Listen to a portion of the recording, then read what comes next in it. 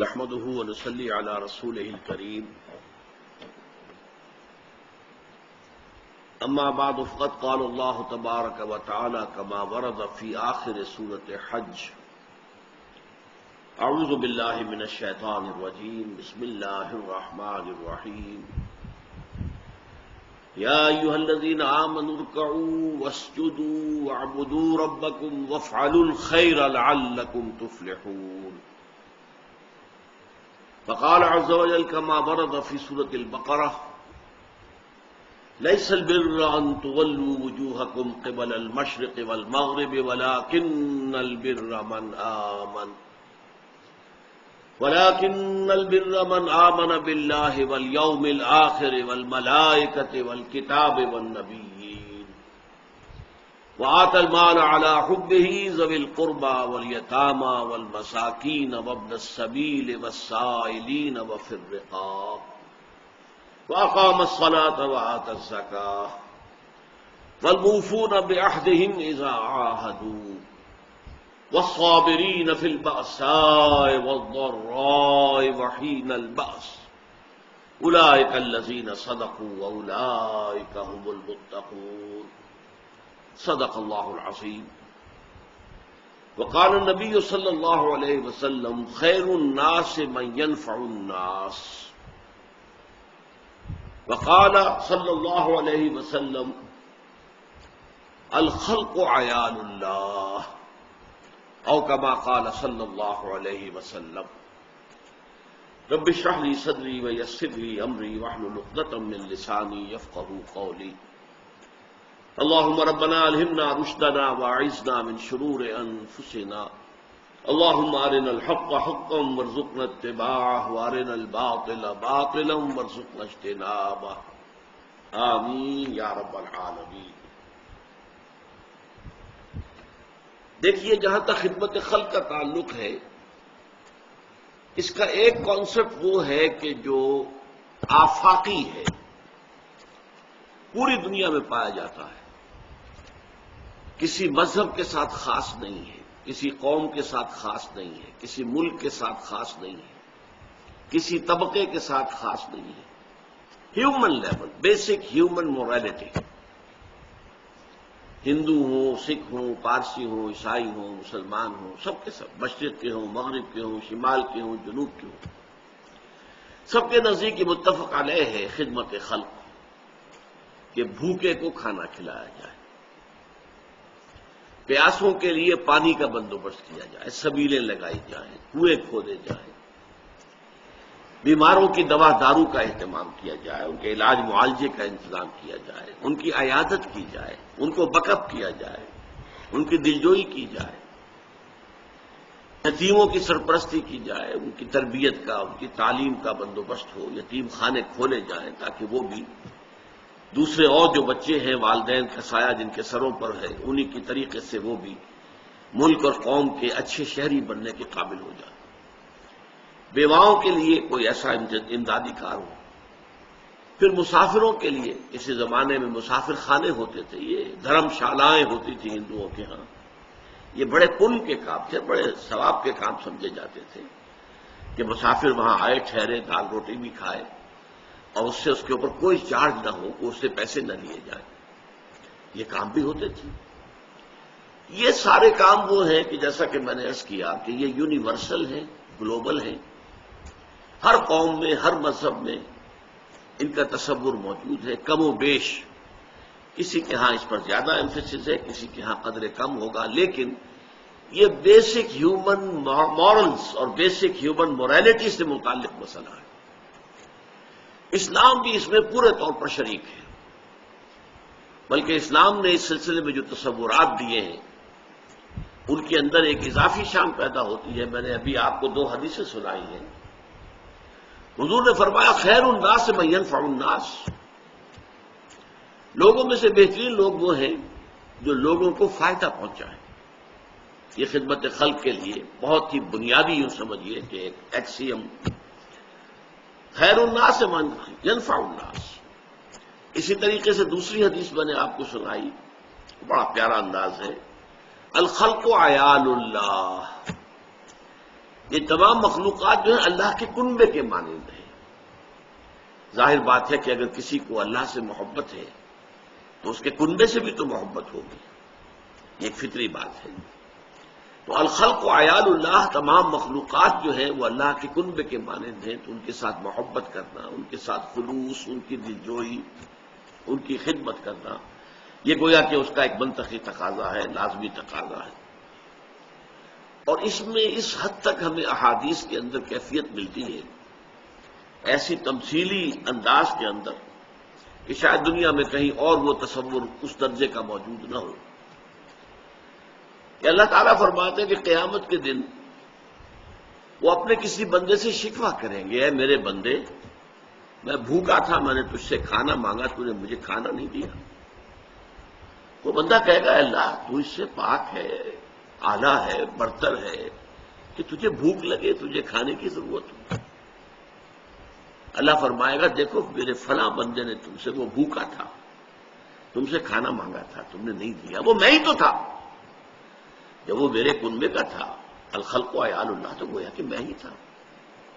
اس سے بھی آگے اللہ شکوہ کرے گا کہ اے میرے بندے میں ننگا تھا، میں نے چاہا کہ تو میرا تن ڈھانپ دے، تو نے نہیں ڈھانپا۔ وہ کہے گا معاذ اللہ معاذ اللہ معاذ اللہ، اللہ اے اللہ تو اس سے بہت بلند ہے، بالا ہے، کہ تجھے کوئی اوریانی لاحق ہو۔ اللہ فرمائے گا میرا فلاں بندہ جس کے پاس تن ڈھانپنے کو کپڑا نہیں تھا، اس نے تجھ سے سوال کیا تھا، وہ میں ہی تو تھا۔ یعنی سائل کی آستین سے جو ہاتھ نکل رہا ہے اسے سائل کا ہاتھ نہ سمجھو، اللہ کا ہاتھ سمجھو۔ تو اس سے اونچا تو کوئی تصور ممکن ہی نہیں ہے۔ اس اعتبار سے میں جو آیات میں نے آپ کو پڑھ کر سنائی ہیں ان کے حوالے سے تھوڑی سی وضاحت کرنا چاہتا ہوں کہ اس طرز کی خدمت خلق کا معاملہ جو ہے اس کا ہمارے دین میں کیا مقام ہے۔ سورہ حج کی لاسٹ بٹ 1 آیت ہے، یا ایھا الذین آمنوا ارکعوا واسجدوا واعبدوا ربکم وافعلوا الخیر لعلکم تفلحون۔ اے ایمان کے دعوے دارو، رکوع کیا کرو اللہ کی جناب میں، سجدہ کیا کرو اللہ کی جناب میں، اللہ کی پرستش کرو، اس کی اطاعت کرو، اور اچھے کام کرو تاکہ تم فلاح پاؤ۔ اب یہاں سوال پیدا ہوتا ہے، رکوع و سجود میں جو ریچولز ہیں ورشپ کے، موڈز آف ورشپ، وہ آگئے، اور عبادت کا لفظ انتہائی جامع ہے۔ پوری زندگی میں ہر اعتبار سے اللہ کے احکام کی اطاعت کرنا اس کا لازمی جز ہے۔ جب یہ ساری چیزیں کور ہو گئی تو وفعلوا الخیر سے کیا مراد ہے؟ پھر کون سا خیر باقی رہ گیا جس کے لیے یہ اضافی الفاظ آئے کہ وفعلوا الخیر لعلکم تفلحون، کہ تم خیر کے کام کرو، بھلے کام کرو تاکہ تم فلاح پاؤ۔ اس سے یہی معلوم ہوتا ہے کہ یہ ہے خدمت خلق، خیر الناس من ينفع الناس۔ اس لیے کہ دیکھیے، ایک تو یہ ہے کہ عبادت کا تقاضا یہ ہے کہ آپ زکوٰۃ ادا کر دیں، آپ کے مال میں جتنی زکوٰۃ بنتی تھی وہ آپ نے دے دی، عبادت کا اور اطاعت کا حق تو ادا ہو گیا۔ اب اس سے زیادہ مال خرچ کرنا غریبوں کے لیے، مسکینوں کے لیے، بیواؤں کے لیے، بھوکوں کے لیے، حاجت مندوں کے لیے، یہ گویا کہ اب کار خیر شمار ہوگا۔ وافعلوا الخیر لعلکم تفلحون، اور بھلے کام کرو، نیک کام کرو تاکہ تم فلاح پاؤ۔ اسی کی تائید ہوتی ہے آیت البر سے۔ عام طور پر جو دنیا میں نیکی کا تصور ہے وہ مذہبی سطح پر زیادہ نمازیں پڑھنا، نوافل ادا کرنا، اسی طریقے سے اور عبادت گزاری، اس کو زیادہ سمجھا جاتا ہے کہ یہ اصل نیکی ہے۔ قرآن مجید نے اس کی نفی کی ہے۔ اگرچہ ٹھیک ہے، نماز بھی فرض ہے، ادا کرنی ہوگی، روزہ فرض ہے، رکھنا ہوگا، اسی طریقے سے نماز پڑھتے ہوئے قبلے کی طرف رخ کرنا لازم ہے، آپ کو کرنا ہوگا، یہ ساری چیزیں دین میں ہیں، دین کے احکام میں ہیں۔ اصل نیکی یہ نہیں ہے۔ لیس البر ان تولوا وجوہکم قبل المشرق والمغرب، نیکی، اصلی نیکی یہ نہیں ہے، یا تمام نیکی یہ نہیں ہے کہ تم اپنے چہرے مشرق یا مغرب کی طرف کر دو، رکوع کرو، سجود کرو، یہ سارے جو بھی فزیکل ایکٹس آف ورشپ ہیں یہ سب اس کے اندر آ گئے۔ وَلَٰكِنَّ الْبِرَّ مَنْ آمَنَ بِاللَّهِ وَالْيَوْمِ الْآخِرِ وَالْمَلَائِكَةِ وَالْكِتَابِ وَالنَّبِيِّينَ۔ اصلاً نیک وہ ہے جو سب سے پہلے تو ایمان کی شرط پوری کرے، ایمان لائے اللہ پر، اور یوم آخر پر اور فرشتوں پر اور کتابوں پر اور نبیوں پر. اور اس کے بعد یہ تو ایمان کی بات ہوئی، ہر شخص سمجھ لے گا کہ واقعی ایمان تو مقدم ہے ہر شے پر. ایمان کے بغیر تو کوئی عمل اللہ کو قبول نہیں ہے. لیکن اس کے بعد عمل جو بیان کیا گیا سب سے پہلا اعمال میں سے وہ ہے خیرات، حسنات، لوگوں کو ان کی تکلیفوں میں دیکھ کر اپنا مال ان پر خرچ کرنا. اگرچہ مال تمام محبوب ہے، محبوب ہونے کے علی الرغم کہ مال سب کو پسند ہے، کس کو پسند نہیں ہے، مال محبوب شے ہے، لیکن وہ یہ کہ ان کے لیے وہ لوگ آت المال علی حبہ، اس کی محبت کے علی الرغم انہوں نے مال خرچ کیا. آت المال علی حبہ ذوی القربى، قرابت دار، رشتہ دار، والیتامى، یتیم، والمساکین، وابن السبیل، مسافر، والسائلین، دستے سوال دراز کرنے والے، مانگنے والے، وفی الرقاب، اور گردنوں کو چھڑانے میں. رقبہ کہتے ہیں گردن. اس کی معنی کیا ہے کہ اگر کوئی غلام ہے تو اپنے مال سے اس کو خرید کر آزاد کر دیا جاتا تھا. یہ بہت بڑی نیکی تھی. حضرت ابوبکر رضی اللہ تعالیٰ عنہ کے جو فضائل کا دفتر ہے اس میں سب سے روشن اور درخشندہ باب یہی ہے کہ غلاموں اور کنیزوں میں سے جو اسلام لے آئے تھے اور انہیں ان کے کافر اور مشرک آقا ستا رہے تھے، مار رہے تھے، تکلیفیں پہنچا رہے تھے، انہوں نے جو بھی ان کے آقاؤں نے منہ مانگے دام مانگے ان پر خریدا اور آزاد کر دی. یہ پھر رقاب ہے. اور اسی کا ایک مفہوم یہ بھی آتا ہے کہ اگر کوئی شخص قرض میں اس طریقے سے جکڑا جائے کہ لاکھ کوشش کے باوجود نہیں نکل پا رہا، تو بجائے اس کے کہ آپ اس کو صرف کوئی تھوڑی سی مدد کرتے رہے کہ سسٹین تو کر سکے اپنے آپ کو، سبسسٹنس تو ہو جائے، نہیں، کوئی لمپ سم قسم کی مدد ایسی دی جائے کہ وہ سارے قرضوں سے نجات پا کر دوبارہ اپنے پاؤں پر کھڑا ہو جائے.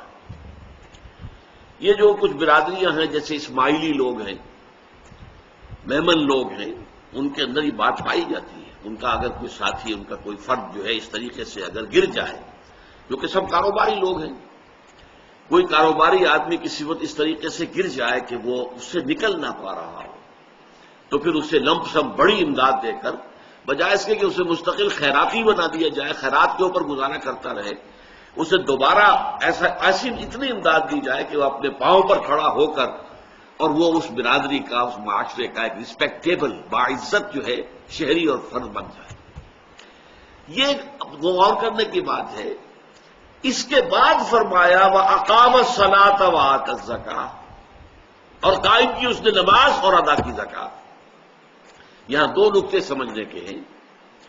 اگرچہ ایک اعتبار سے ہم کہتے ہیں الصلاۃ عماد الدین، نماز جو ہے وہ تو دین کا ستون ہے.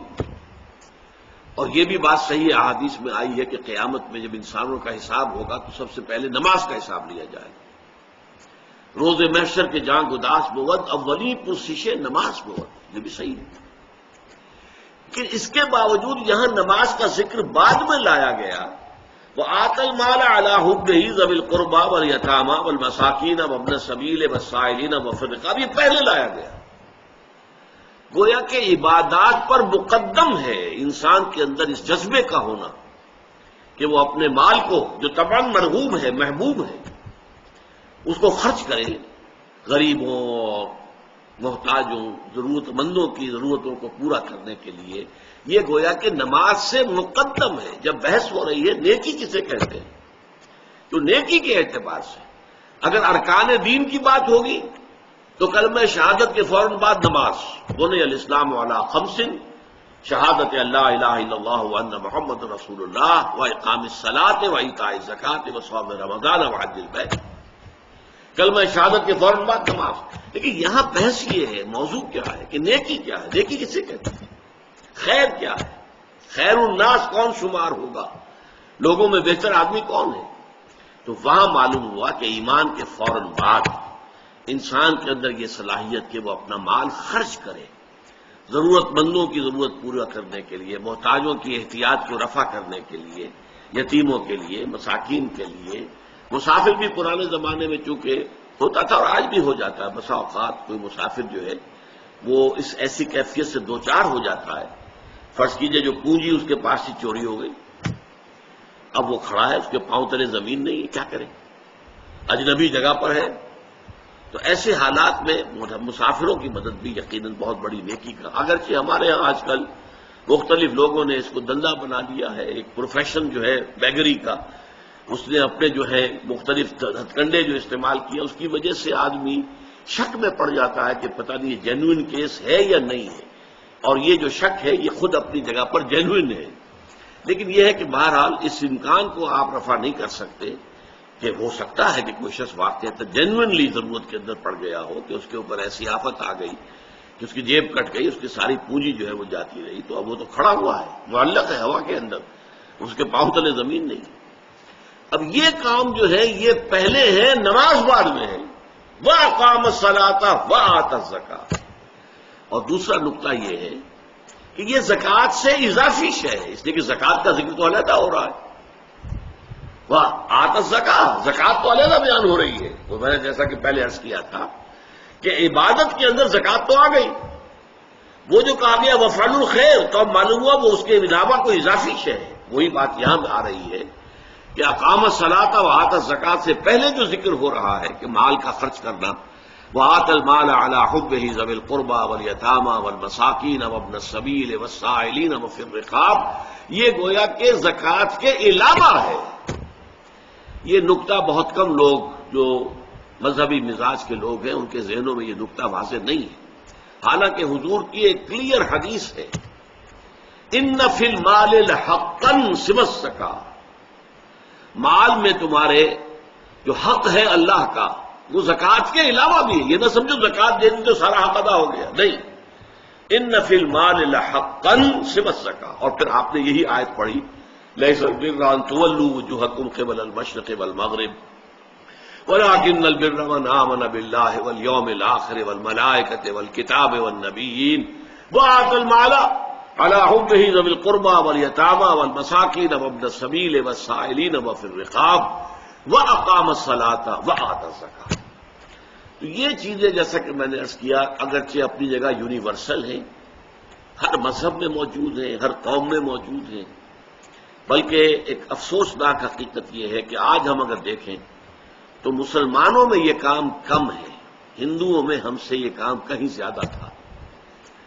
ایک گنگا رام تھا جو ہسپتال بنا کے چلا گیا، ہمارے ہاں جو ہے وہ بزنس ہاسپٹل ایک بنا بھی ہے تو سب لوگوں نے زور لگا کر بنایا ہے، حالانکہ ہمارے ہاں گنگا رام کی کیا حیثیت تھی، اس وقت پیسے والے جو ہیں وہ کہیں بڑھ کر ہیں، وہ 100 گنگا راموں سے بڑھ کر ہے، لیکن نہیں، ہمارے ہاں یہ کام کم ہے۔ یہ کام جو ہے ہندوؤں میں بہت ہے، پن کا کام، ثواب کا کام، پن کے کام، اس کے اوپر خرچ کرتے تھے، کنویں کھدواتے تھے، سبیلیں لگاتے تھے، گھوڑوں کے لیے جانوروں کے لیے پانی کا اہتمام کر رہے ہیں، اور یہ کہ پھر دھرم شالائیں بنا رہے ہیں، وہ مسافر خانے بنا رہے ہیں، یہ سارے کام ان کے یہاں تھے۔ بہرحال ہمارے ہاں اس کا جو معاملہ ہے اس کو میں ایک سیرت کے واقعے سے آپ کو یہ سنا دوں، اور یہ سیرت کا واقعہ بھی حضور پر وحی کے آغاز سے قبل کا ہے، ابھی آغاز وحی نہیں ہوا تھا۔ آپ کو معلوم ہے 25 برس آپ کی عمر تھی جب آپ کی شادی ہوئی ہے حضرت خدیجہ الکبریٰ رضی اللہ تعالی عنہا سے، اور 40 برس کی عمر میں وحی شروع ہوئی ہے، تو 15 برس جو ہیں وہ آپ کی ازدواج کی زندگی جو ہے وہ وحی کے آغاز سے قبل کی، اس کا واقعہ ہے کہ حضور ایک مرتبہ کہیں باہر سے تشریف لائے اور پھر بڑے غمگین کیفیت میں تھے، اور آپ نے کپڑا ایک اوڑھا اور لیٹ گئے۔ حضرت خدیجہ نے سمجھ لیا کہ کوئی غم اور کوئی رنج کی بات ہے، پوچھا کیا معاملہ ہے؟ فرمایا میں گیا تھا ذرا مکے سے باہر نکل گیا تھا، فلاں وادی میں نے دیکھا ایک قافلہ ٹھہرا ہوا ہے، ایک قبیلہ ہے، ان کے جسموں پر کپڑا نہیں ہے، کھانے کو ان کے پاس کچھ نہیں ہے، نہایت لاغر ہو گئے فاقوں کے ذریعے سے، اور میرے پاس کچھ ہے نہیں کہ میں ان کی مدد کر سکوں۔ یہ کیوں؟ دولت بہت تھی لیکن دولت تو تھی حضرت خدیجہ کی، حضور صلی اللہ علیہ وسلم کی ذاتی دولت تو نہیں تھی۔ تو اس پر حضرت خدیجہ نے رضی اللہ تعالی، یہ تفسیر کبیر میں یہ واقعہ موجود ہے امام راضی کی، آپ سے کہا اچھا آپ جائیے، فلاں فلاں بڑے بڑے سردار تھے، چودھری تھے قریش کے، انہیں بلا لائیے۔ وہ جب آ گئے تو اتنی دیر میں اتنا بڑا ڈھیر اشرفیوں کا لگا دیا کہ جب آئے ہیں تو حضور بیٹھے ہیں تو چھپ گئے اس ڈھیر کے پیچھے، پھر حضرت خدیجہ نے تمام لوگوں کو گواہ بنایا کہ آپ سب لوگ گواہ رہیں، میں نے یہ ساری دولت محمد کے حوالے کر دی صلی اللہ علیہ وسلم، وہ جہاں اور جیسے چاہیں خرچ کریں۔ تو یہ کیفیت جو ہے ادھر حقیقت یہ ہے خدمت خلق کا یونیورسل تصور، عمومی تصور جو پوری دنیا میں ہے، جو بیسک ہیومن ویلیوز میں سے ہے۔ اور یہ تصور وہ ہے کہ جو حضور پر وحی سے پہلے پورا کا پورا موجود تھا، آپ کی شخصیت میں، آپ کی سیرت میں۔ ابھی وحی نہیں آئی ہے لیکن یہ چیزیں موجود تھیں۔ اس لیے کہ واقعہ نوٹ کیجئے کہ جب پہلی وحی آئی ہے اور حضور سراسیمہ ہو گئے ہیں، فرشتے سے جو ملاقات ہوئی غار حرا میں، ایک نیا ایکسپیرینس بالکل، تو بڑی طبیعت کے اندر جو ہے وہ ایک دہشت کی سی کیفیت تھی۔ تو سیرت کی کتابوں میں آتا ہے جب آپ آئے ہیں تو آپ پر لرزہ طاری تھا اور آپ نے کہا زملونی زملونی، مجھے کمبل اڑا دو، لیٹ گئے، آپ کو بخار ہو گیا اور آپ نے کہا خشیت علی نفسی، مجھے تو اپنی جان کا اندیشہ ہے، یہ کیا میرے ساتھ واقعات پیش آنے شروع ہوئے ہیں، مجھے اندیشہ ہے کہ میں ہلاک نہ ہوں۔ اس پر حضرت خدیجہ نے فرمایا، عرض کیا اللہ آپ کو ضائع نہیں کرے گا، آپ تو یتیموں کی سرپرستی کرتے ہیں، بیواؤں کی خبرگیری کرتے ہیں، مسافروں کی مہمان نوازی کرتے ہیں، بھوکوں کو کھانا کھلاتے ہیں، آپ میں تو یہ اوصاف موجود ہیں، اللہ تعالیٰ کبھی آپ کو ہرگز ضائع نہیں کرے۔ یہی بات حضرت ابوبکر صدیق کے بارے میں آتی ہے۔ جب حضرت ابوبکر صدیق رضی اللہ تعالیٰ عنہ جب انتہائی مخالفت ہو رہی تھی اور قریش جو ہے وہ کھلم کھلا مسلمانوں کو نماز نہیں پڑھنے دیتے تھے، تو انہوں نے کہا اچھا میں ہجرت کرتا ہوں، میں بھی جاتا ہوں حبشہ کی طرف جہاں اور لوگ چلے گئے۔ مکے سے نکل پڑے ہیں تو ابن الدغنا ایک بڑا سردار تھا، پہلوان تھا، طاقتور آدمی تھا، صاحب اثر تھا، وہ راستے میں مل گیا۔ وہ مگر کہاں چلے؟ فرمایا کہ میری قوم مجھے عبادت نہیں کرنے دیتی خدا واحد کی، تو میں اب جا رہا ہوں اپنا گھر چھوڑ کر، ملک چھوڑ کر۔ فرمایا نہیں، تم تو غریبوں کی سرپرستی کرتے ہو، تم بیواؤں کی خبرگیری کرتے ہو، تم بھوکوں کو کھانا کھلاتے ہو، we can't afford to lose you, ہم ہرگز آپ کو نہیں جانے دیں گے، آپ چلیے اور میری امان میں ہے، آپ کو کوئی نہیں روکے گا۔ تو حضرت ابوبکر واپس آ گئے، لیکن ابن الدغنا نے یہ بات کہہ لی کہ آپ بلند آواز سے قرآن نہ پڑھا کریں، آپ اپنی نماز پڑھیں، آرام سے پڑھیں، لیکن بلند آواز سے نہیں۔ یہ بلند آواز جب آپ کی آواز نکل جاتی ہے اور دوسرے گھروں میں پہنچتی ہے تو اس سے ان لوگوں کا جو رد عمل ہوتا ہے وہ شدید ہوتا ہے۔ تو چند دن تو حضرت ابوبکر نے اس کی پابندی کی، پھر آپ نے کہا تم اپنی امان اپنے پاس رکھو، میں یہ کام نہیں کر سکتا، اور آپ نے بلند آواز سے قرآن مجید پڑھنا شروع کر دیا۔ تو میں صرف اس وقت جو میں نے عرض کیا ہے وہ یہ ہے کہ خدمت خلق کا ایک یہ تصور ہے جو ہر شریف انسان میں، ہر سلیم الفطرت انسان میں، قطع نظر اس سے کہ اس کا مذہب کیا ہے، اس کی قومیت کیا ہے، وہ کس ملک کا رہنے والا ہے، یہ کامن ہے، یہ یونیورسل ہے۔ البتہ اب دوسری ڈائمنشن ہے خدمت خلق کی، وہ ہے خاص طور پر اسلام سے متعلق، اس لیے کہ اس کا تعلق ایمان سے ہے۔ ایمان ہمیں کیا بتاتا ہے کہ یہ دنیا کی زندگی عارضی ہے، اصل زندگی آخرت کی ہے۔ وَإِنَّ دَارَ الْآخِرَةَ لَهِيَ الْحَيَوَانُ، اصل جو ہے آخرت کا گھر جو ہے وہ اصل گھر ہے، اصل زندگی ہے۔ اب سوال یہ پیدا ہوتا ہے کہ اس دنیا کی زندگی میں کسی شخص کو بھوک لگی ہوئی تھی، اس کے پیٹ میں بھوک کی آگ لگی ہوئی تھی، آپ نے بجھا دی، کھانا کو دے دیا، کھا لیا، اس نے بھوک بجھ گئی۔ لیکن وہ شخص چل رہا ہے اس راستے پر کہ جو اگلی زندگی میں آخرت میں جہنم کا ایندھن بنے گا، اس کے لیے آپ نے کچھ نہیں سوچا، تو آپ بڑے شقی ہیں، بڑے اگر یقین ہے آپ کا، اصل میں معاملہ بہت بڑا اگر کا ہے، اٹس اے بگ اف۔ اگر واقعی آپ کو یہ یقین ہے کہ اصل زندگی آخرت کی زندگی ہے، تو پھر تو خدمت خلق یہ ہے کہ لوگوں کی آخرت سنوارنے کی کوشش کرو، انہیں سیدھے راستے کی طرف بلاؤ، انہیں اپنے خالق اور مالک اللہ تعالیٰ کے ساتھ متعارف کراؤ، گیٹ دیم انٹروڈیوس ٹو اللہ، تعارف حاصل ہو جائے، معرفت حاصل ہو جائے اللہ تعالیٰ کی۔ تعارف یہی ہے نا، معرفت حاصل ہو جانا ایک دوسرے کی۔ اور پھر یہ کہ وہ اللہ تعالیٰ سے لو لگائیں، اللہ سے محبت کریں، اللہ ہی کو اپنا مقصود و مطلوب اور معبود اور محبوب حق حقیقی بنائیں تاکہ ان کی آخرت درست ہو۔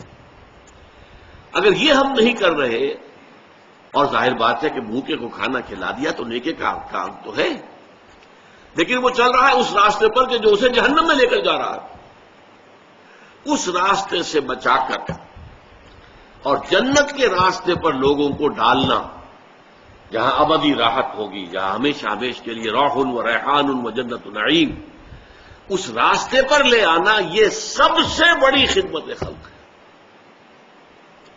یہی وجہ ہے کہ وحی کے آغاز سے پہلے اور وحی کے آغاز کے بعد یہ آپ کو کنٹراسٹ نظر آئے گا سیرت محمدی میں صلی اللہ علیہ وسلم۔ وحی کے آغاز سے پہلے وہ نیکی کا خدمت خلق کا تصور، بھوکوں کو کھانا کھلانا، مسافروں کی خدمت کرنا، بیواؤں یتیموں کی سرپرستی کرنا، یہ مطلب جو ہے تمام و کمال سیرت محمدی میں موجود ہے۔ لیکن جیسے ہی وحی شروع ہو گئی اور یہ حقیقت منکشف ہو گئی کہ اصل زندگی تو وہ ہے، یہ تو عارضی ہے، 20 سال 30 سال 40 سال 50 سال ختم ہو جانی ہے، آج نہیں تو کل، کل نہیں تو پرسوں۔ کوئی شخص اگر جھگی میں رہ رہا ہے اس کو بھی موت آنی ہے، اور کوئی شخص محل میں رہ رہا ہے اس کو بھی موت آنی ہے۔ اور بالآخر ڈیتھ دی لیولر ایک نظم ہم نے پڑھی تھی، FA کے کورس میں ہوتی تھی، کہ موت تو آ کے سب کو برابر کر دیتی ہے۔ بڑے بڑے محلوں میں رہنے والے اور بڑے جو ہے گدیلوں پر سونے والے اور مخملی جو ہیں ان کے سارے لباس اور یہ، لیکن یہ کہ بہرحال پھر انہیں مٹی میں مل کر مٹی ہونا ہے۔ اور غریب آدمی جو ہے جو چاہے کہیں فٹ پاتھ پر سو کر رات گزارتا ہو یا کسی جھگی میں رہتا ہو، وہ بھی موت کے بعد وہ بھی مٹی میں مل کر مٹی ہو جائے گا۔ تو ڈیتھ دی لیولر، یہ موت جو ہے وہ آ کر انسان کی اونچ نیچ کو ختم کر کے لیول کر دیتی ہے۔ لیکن اس کے بعد کیا ہوگا؟ بل تؤثرون الحیات الدنیا، قرآن مجید کہتا ہے کہ تمہارا جو اصل مرض ہے، تمہاری جو اصل بیماری ہے وہ کیا ہے؟ تم دنیا کی زندگی کو ترجیح دیتے ہو، پسند کرتے ہو۔ والآخرۃ خیر وابقیٰ، جبکہ آخرت کی زندگی جو ہے وہ بہت بہتر ہے اور باقی رہنے والی ہے، یہ ختم ہونے والی وہ باقی رہنے والی۔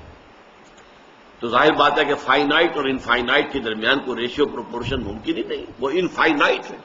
خالدین فیہا ابدا، ہمیشہ ہمیشہ کے لیے۔ اس زندگی کو سنوارنا، اس زندگی کو بہتر بنانے کی کوشش کرنا، یہ سب سے بڑی خدمت خلق ہے۔ لیکن جیسا کہ میں نے عرض کیا، اس کا تعلق ایمان کے ساتھ ہے۔ اگر آپ کو یقین ہے کہ اصل زندگی آخرت کی زندگی ہے، جیسے سورہ عنکبوت میں فرمایا وَإِنَّ الدَّارَ الْآخِرَةَ لَهِيَ الْحَيَوَانُ لَوْ كَانُوا يَعْلَمُونَ، اصل میں تو آخرت کا گھر جو ہے وہ اصل زندگی ہے، کاش کہ انہیں معلوم ہوتا۔ تم اس کو زندگی سمجھے بیٹھے ہو، یہ تو عارضی سے ٹھکانہ ہے۔ ایک بڑی پیاری تمثیل حضور نے بیان فرمائی، مالی ولی دنیا انما مثلی کراکب استظل تحت شجرۃ ثم راح فترکها، مجھے تمہاری اس دنیا سے کیا سروکار، کوئی تعلق ہی نہیں میرا۔ میری مثال اس مسافر کی سی ہے، اس سوار کی، اونٹنی پر ہے یا گھوڑے پر ہے، سوار ہے، مسافر ہے، وہ کسی درخت کے نیچے تھوڑی دیر رکتا ہے سستانے کو، آرام کرنے کو، پھر وہ اپنا راستہ دیتا ہے۔ وہ درخت اس کا گھر نہیں ہے، وہ منزل نہیں ہے، وہ ایک عارضی قیام گاہ ہے۔ تو یہ دنیا کی زندگی تو ہماری عارضی قیام گاہ ہے، اصل گھر جو ہے وَإِنَّ الدَّارَ الْآخِرَةَ لَهِيَ الْحَيَوَانُ لَوْ كَانُوا يَعْلَمُونَ، آخرت کی زندگی جو ہے وہ اصل میں اصل زندگی ہے، کاش کہ انہیں معلوم ہوتا۔ اس میں ایسا بھی ہوتا تھا کہ پھر حضور اپنے گھر کی خواتین کو لے کر بیٹھتے تھے، ایک ایک کا نام لے کر، یا فاطمۃ بنت محمد انقذی نفسک من النار فانی لا املک لک من اللہ شیئا، اے فاطمہ محمد کی نور چشم لخت جگر، اپنے آپ کو آگ سے بچانے کی کوشش کرو اپنے اعمال سے، اس لیے کہ مجھے تمہارے بارے میں کوئی اختیار حاصل نہیں ہوگا قیامت کے دن۔ قیامت کے دن اس لیے نہیں چھوٹ جاؤ گی کہ محمد کی بیٹی ہو صلی اللہ علیہ وسلم رضی اللہ تعالی عنہ، نہیں، تمہارے اعمال ہوں گے۔ پیش کر غافل عمل کوئی اگر دفتر میں ہے، اگر ہے تو وہ پیش کرو۔ یا صفیہ عمت رسول اللہ، اے صفیہ اللہ کے رسول کی پھوپھی، انقذی نفسک من النار فانی لا املک لک من اللہ شیئا، اپنے آپ کو آگ سے بچانے کی فکر کرو، اس لیے کہ میں تمہارے کام نہیں آ سکوں گا، مجھے کوئی اختیار حاصل نہیں ہو۔ پھر ایک اور تمثیل آپ نے دی ہے کہ لوگوں، میری اور تمہاری مثال ایسی ہے کہ آگ کا ایک بہت بڑا الاؤ ہے، تمہیں نظر نہیں آ رہا اور تم اس میں گر پڑنے کو تیار ہو۔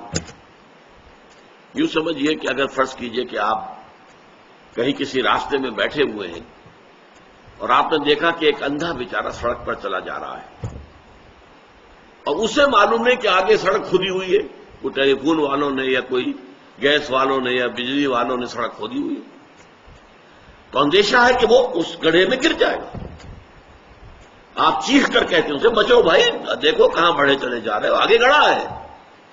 اور فرض کیجئے وہ بہرا بھی ہے، وہ آپ کی پکار کو بھی نہیں سن رہا، تو کیا ہوگا؟ پھر آپ اٹھیں گے، دوڑیں گے، بھاگیں گے، اور ہو سکتا ہے کہ وہ گر رہا ہو اور اس کا کپڑا پکڑ کر آپ بچا لیں اس کو۔ یہ ہوگا کہ نہیں ہوگا؟ یہ فطرت انسانی ہے یا نہیں؟ ہاں، ایسے پرورٹڈ لوگ بھی ہو سکتے ہیں جو بیٹھ کر تماشا دیکھیں گرتا ہے کیا ہوتا ہے، وہ پرورشن ہے، وہ تو مسخ شدہ شخصیت کسی کی ہو تو اس کا طرز عمل یہ ہوگا، ورنہ اگر فطرت ہے انسان کے اندر اور وہ فطرت سلیمہ ہے، اس کی نیچر جو ہے وہ پرورٹڈ نہیں ہے، تو پھر لازماً وہ یہ کرے گا کہ پہلے پکارے گا، اور اگر سمجھے گا یہ تو بہرا بھی ہے، نہ یہ دیکھ رہا ہے نہ سن رہا ہے، تو دوڑ کر پھر آدمی ہو سکتا ہے کہ وہ گر رہا ہو اور آپ اس کا کپڑا پکڑ کر اس کو بچائیں۔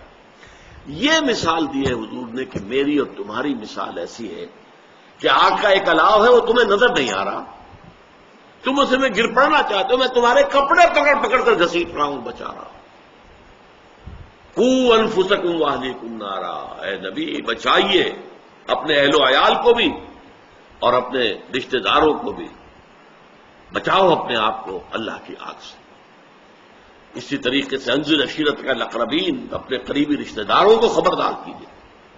تو یہ دعوت اللہ کی طرف، دعوت ایمان کی طرف، دعوت اسلام کی طرف، صحیح راستے پر آنا، نجات کے راستے پر لوگوں کو لے آنا تاکہ ان کی ابدی زندگی سنور جائے، وہاں وہ جہنم میں جھونکے جانے کی بجائے جنت میں داخل ہو جائیں، یہ اس خدمت خلق سے کئی گنا بڑی خدمت خلق ہے۔ چنانچہ جیسے ہی حضور پر وحی کا آغاز ہوا، اس کے بعد سے لے کر حیات دنیاوی کے آخری سانس تک آپ نے یہی کام کیا، لوگوں کو بچانا، آگ سے بچانا، اللہ کے عذاب سے بچانا، غلط راستوں سے واپس بلا کر صحیح راستے پر چلانا، یہ خدمت خلق کی سیکنڈ ڈائمنشن ہے۔ لیکن اس کا تعلق کیا ہے؟ ایمان کے ساتھ۔ جس شخص کے اندر ایمان نہیں ہے، ظاہر بات ہے اس کے سامنے یہ ڈائمنشن نہیں آ سکتی، وہ ڈائمنشن تو ہوگی کہ بھوکے کو کھانا کھلا دو اور بیمار کی دوا دارو کا بندوبست کر دو، وہ تو ہوگی، وہ تو یونیورسل ہے، جیسا کہ میں نے عرض کیا، اس کا تعلق بیسک ہیومن مورالٹی سے۔ لیکن ایمان کے ساتھ متعلق ہو کر خدمت خلق اصل کیا ہے؟ لوگوں کو گمراہی کے راستوں سے اور جہنم کی طرف جانے والے طور طریقوں سے بچا کر ایمان اور اسلام کے راستے پر گامزن کرانا تاکہ ان کی ابدی اخروی زندگی درست ہو جائے۔ اب ایک تھرڈ ڈائمنشن ہے خدمت خلق کا، ایک تیسرا تصور۔ دیکھیے، جو انسانی زندگی میں اجتماعی نظام ہوتا ہے، اگر وہ ظالمانہ ہے، ایکسپلائٹیٹو ہے، ریپریسو ہے، ڈسٹریبیوشن آف ویلتھ غلط ہو رہی ہے، جس کے نتیجے میں ایک طرف دولت کے انبار لگتے چلے جا رہے ہیں، امیر امیر سے امیر تر ہوتا جا رہا ہے، دوسری طرف غریب غریب سے غریب تر ہوتا چلا جا رہا ہے۔ اب اس میں ایک راستہ تو یہ ہے کہ اس نظام کو تو جوں کہ توں برقرار رکھا جائے، لیکن جو اس نظام کی وجہ سے بھوک کا شکار ہو گئے ان کو کھلایا جائے۔ یہ عارضی، یہ پیلیٹیو ٹریٹمنٹ ہوا، میڈیکل سائنس میں ہم اس کو کہیں گے پیلیٹیو ٹریٹمنٹ ہے، اس بھوک کا کچھ زیادہ کر دیا۔ اصل کیا ہوگا؟ اس نظام کو بدلو تاکہ بھوک پیدا نہ ہو، یہ نہ ہو کہ ہیوز اور ہیو ناٹس کے اندر معاشرہ تقسیم ہو جائے، کہ ایک طرف دولت کے انبار ہے اور ایک طرف بھوک ہے اور احتیاج ہے، افلاس ہے۔ اس کے لیے شاہ ولی اللہ دہلوی رحمۃ اللہ علیہ نے کہا ہے کہ جس معاشرے میں تقسیم دولت کا نظام غلط ہو جاتا ہے، جس کے نتیجے میں امیر امیر سے امیر تر، غریب غریب سے غریب تر ہوتا چلا جاتا ہے۔ تو انسانوں کی بہت بڑی تعداد وہ ہے کہ جو ڈھور ڈنگر حیوانات کی سطح پر گر جاتی ہے، انہیں اپنا سارا وقت، ساری محنت، ساری صلاحیت 2 وقت کی روٹی کے حصول میں صرف کرنی پڑتی ہے۔ جیسے کہ لدو اونٹ ہو، یا ہل میں جتا ہوا بیل ہو، یا کولو کا بیل ہو، انسانوں کی عظیم اکثریت اسی میں لگی رہتی ہے۔ اب ظاہر بات ہے ان میں کوئی اعلیٰ خیال کہاں سے آئے گا؟ کوئی اعلیٰ آئیڈیا، کوئی عمدہ خیال، کوئی بلند ذہنی اور فکری اور نظریاتی سطح تک رسائی ناممکن۔ 2 وقت کی روٹی پوری نہیں ہو رہی تو اور کہاں ہوگا؟ اور اسی کے لیے کہا ہے حضور نے صلی اللہ علیہ وسلم، کاد الفقر ان یکون کفرا، یہ فقر اور یہ احتیاج، یہ بھوک انسان کو کفر تک پہنچا دیتی ہے۔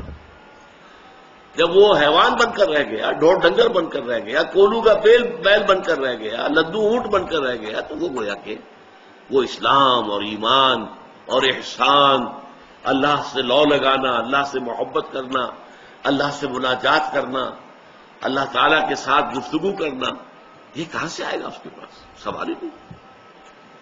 تو ایک جو خدمت خلق کا معاملہ ہے وہ کیا ہے؟ اس زمین میں نظام عدل قائم کرو۔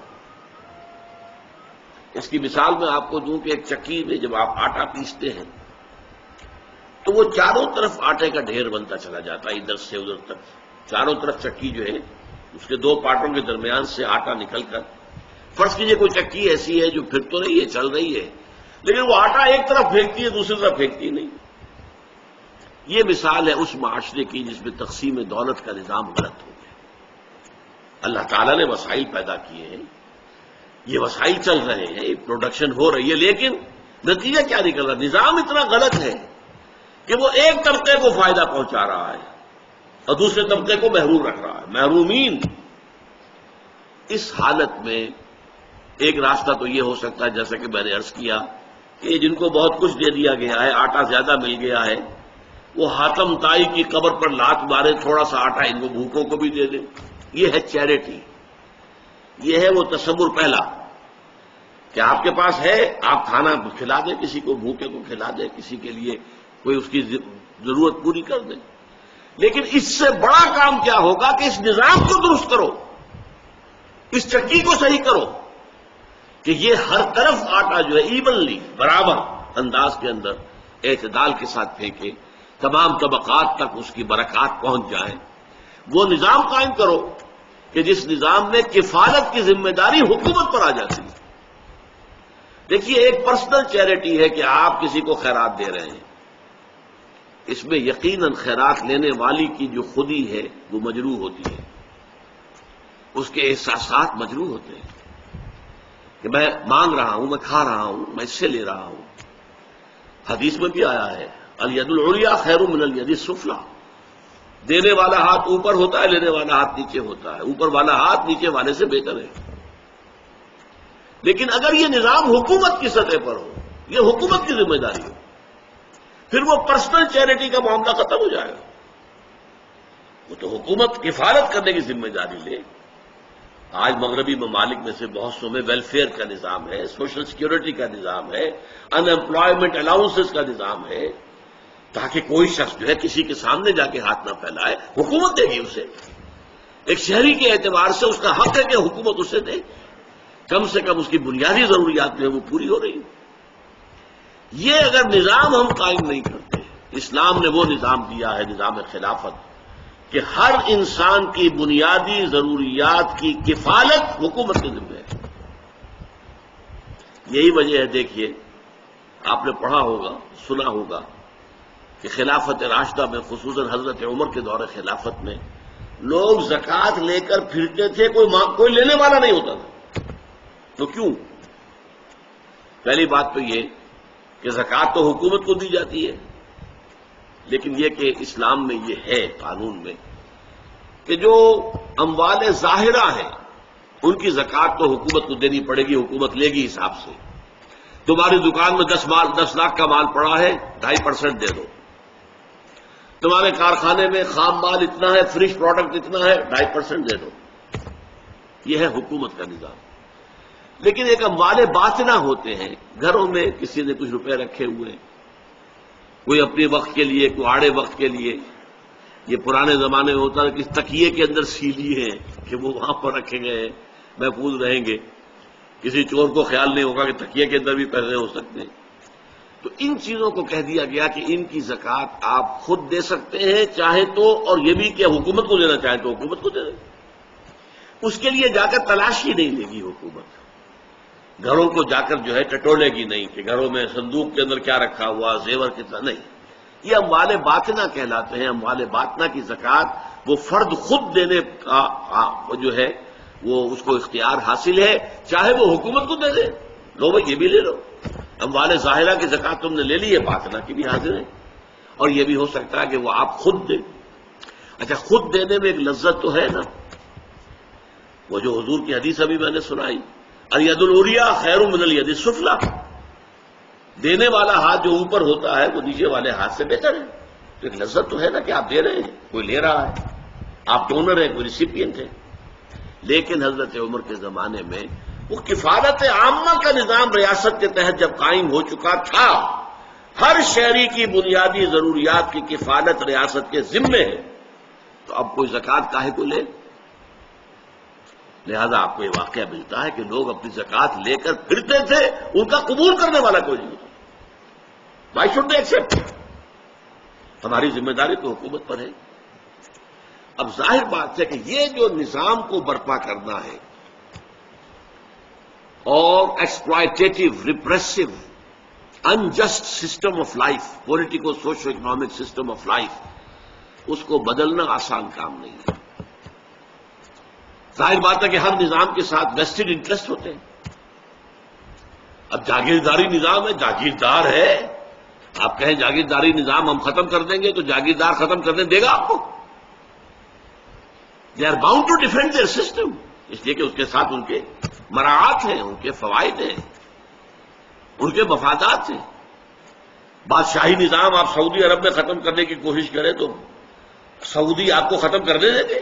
آل سعود جن کی حکومت ہے، جن کے بلین ڈالر جو ہے وہ محل بنتے ہیں، وہ آپ کو نظام تو ختم نہیں کرنے دیں گے. اس نظام کو ختم کرنے کے لیے جد و جہد کرنی پڑتی ہے، انقلابی جد و جہد. اس کے لیے انقلابی جد و جہد، پہلے ایک پارٹی وجود میں آئے، ڈسپلن پارٹی، جو تن من دھن یہاں تک کہ جان بھی قربان کرنے کو تیار. کمیونسٹ پارٹی آف رشیا، بولشویکس، مونشویکس، انہوں نے کوئی کم قربانیاں نہیں دی تھی. ایسے ہی زار کی حکومت ختم نہیں ہوئی تھی، بڑی قربانیاں دے کر ہوئی تھی. صحابہ کرام نے بھی جب نظام قائم کیا، حضور نے اور صحابہ نے، محمد الرسول اللہ والذین معہ، تو سینکڑوں صحابہ کو جام شہادت نوش کرنا پڑا کہ نہیں؟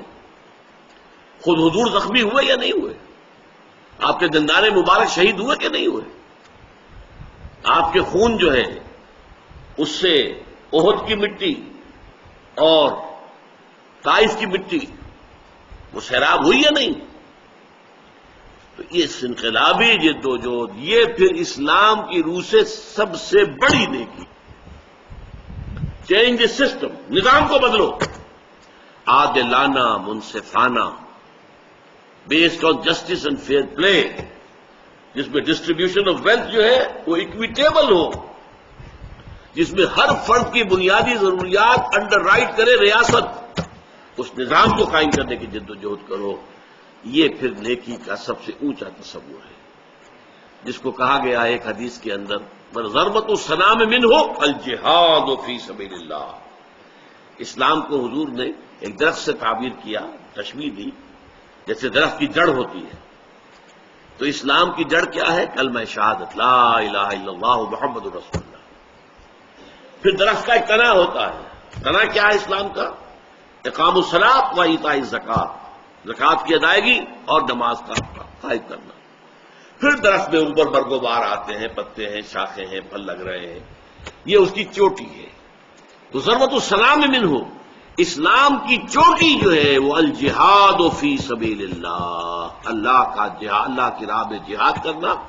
تاکہ اللہ تعالیٰ نے جو عادلانہ نظام دین الحق کی شکل میں، اسلام کی شکل میں، ان الدین عند اللہ الاسلام، جو حضور کے ذریعے سے پایہ تکمیل کو پہنچا، الیوم اکملت لکم دینکم واتممت علیکم نعمتی ورضیت لکم الاسلام دینا، اس دین کو قائم کرنے کے لیے جہاد کیا جائے، یہ سب سے اونچی نیکی ہے۔ اور اس کا مقصد بھی کیا ہے؟ خدمت خلق، تاکہ لوگوں کو ظلم و ستم سے نجات دلائی جائے اور لوگوں کے لیے ان کی زندگیوں کے اندر ان کی ضروریات کو وہاں پہنچایا جائے، ان کے ساتھ انصاف ہو۔ اس کے لیے تو خدمت خلق کے یہ 3 لیولز ہیں جو میں نے آپ کے سامنے رکھے۔ ایک یونیورسل ہے، کامن ٹو آل ہیومینٹی، بھوکے کو کھانا کھلانا، پیاسے کے لیے پانی کا بندوبست کرنا، بیمار کے لیے دوا دارو کا بندوبست کرنا، تیمارداری کا انتظام کرنا، ان کی دلجوئی ہے، جا کر وزٹ کرنا ہے، اور جو بھی طریقے ہیں دنیا کے اندر عیادت ہے۔ اس کے علاوہ غریبوں، یتیموں، مسکینوں، ان کے لیے کوئی کوشش، یہ یونیورسل کانسیپٹ ہے، دس از دی بیس لائن۔ اس بیس لائن کے اوپر 2 اور ڈائمنشنز ہیں جن کا تعلق خاص اسلام کے ساتھ ہے، ایکسکلوسیو۔ ایک کیا ہے؟ لوگوں کو دعوت دینا کہ وہ اللہ کے دین کی طرف، اللہ کی طرف آئیں تاکہ ان کی ابدی زندگی، ہمیشہ کی زندگی، آخرت کی زندگی درست ہو جائے۔ اور دوسرا یہ کہ اس دنیا میں اس عادلانہ نظام کو قائم کرنے کی جد و جہد کی جائے کہ جس کے ذریعے سے نوع انسانی ہر قسم کے ظلم سے نجات پا جائے۔ بس میں اسی پر اکتفا کر رہا ہوں۔ اقول قولی ھذا واستغفر اللہ لی ولکم ولسائر المسلمین والمسلمات۔